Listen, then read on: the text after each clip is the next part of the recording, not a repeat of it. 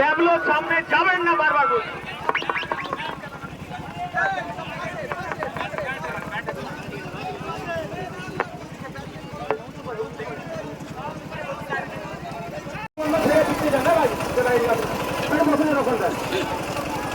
পেছন দিক থেকে বাসগুলোর কাছে বেরিয়ে যেতে পারে সে ব্যবস্থা করে দেবে।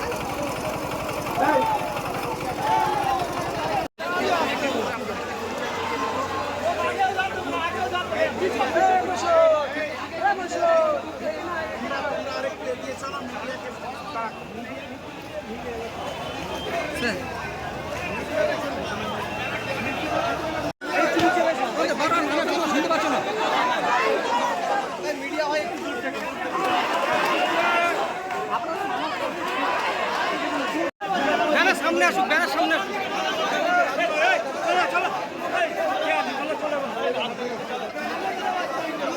পশ্চিমবঙ্গের মাটিতে জাগ্রত জনতা জেগে আছে।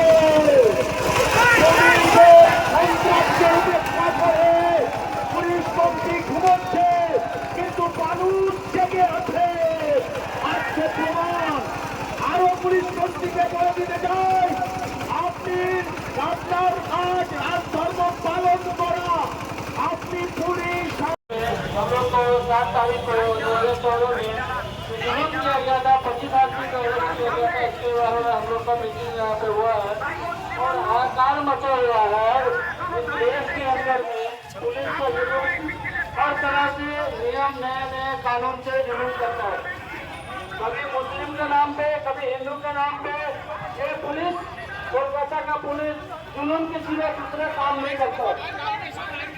हमारे हर तरह की लोगों जुलूम का जुलूम करते हैं, पुलिस करता है। हर एक पब्लिक को पुलिस जुलूम का शिकार बनाता है। हर चीज केस बना करके हरासमेंट किया जाता है। क्यों? ये पुलिस नए नए कानून बना के, नए नए सिस्टम करके, कभी धुआं के प्रबंधन के नाम पे, कभी लाइसेंस के नाम पे, कभी घूस के नाम पे हर एक लोगों को परेशान करने वाला कोलकाता का पुलिस है। कभी मुस्लिम के नाम पे, हिंदू के नाम पे।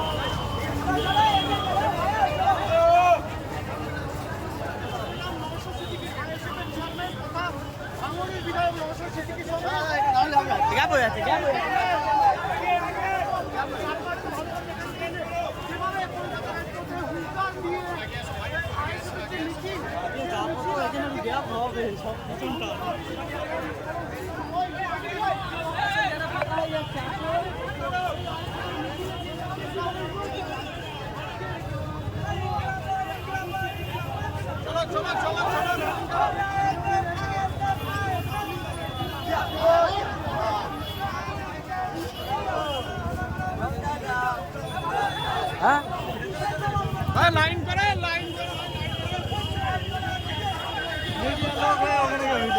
আমার বসি আমার তো কিছু নেই।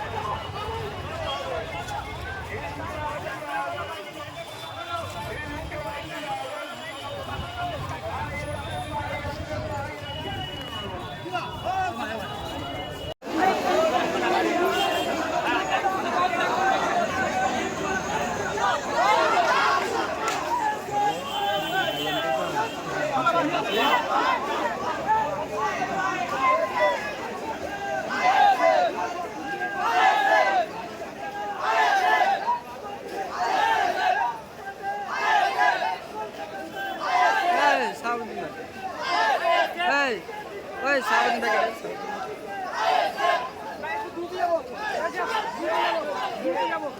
চলো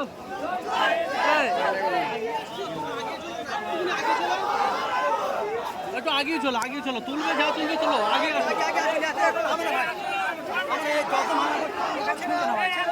আরে বাবা আগে চলো না তুমি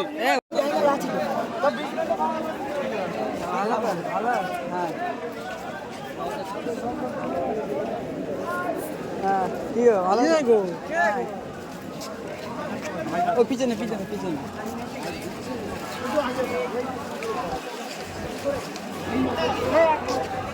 লাইভ চলেছে সেই ছবি আমরা দেখিয়েছি আইপিএল বাংলা সরাসরি লাইভে আবু সিদ্দিকী হালদার এবং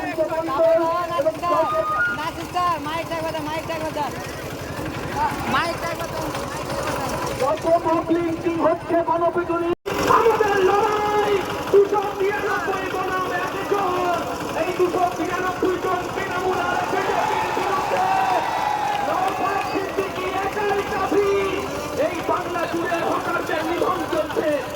আমরা বলছি হকারদের পুনর্বাসন দিতে হবে।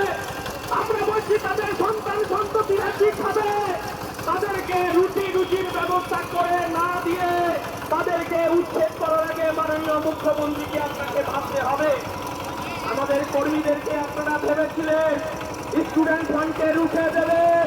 প্রতিবাদী কণ্ঠ স্টুডেন্ট ফ্রন্টের নেতা আনিস খানকে আপনি ভেবেছিলেন এসপিকে দিয়ে পুলিশে দিয়ে গ্রাম থেকে ফেলে দিয়েছেন। মাননীয় মুখ্যমন্ত্রী আপনি অবশ্যই লাইভ দেখছেন।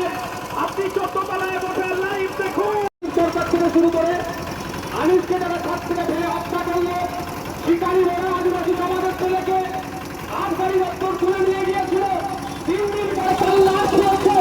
সে পুলিশ কর্তারা কাছ থেকে অপকর্ম করলো, অন্যায় করলো তাদেরকে। এর প্রশাসনে একটা অংশ মুখ্যমন্ত্রী বাঁচানোর জন্য কেন তৎপর হয়ে উঠছে? এর জবাব আগামী দিনে দিতে হবে।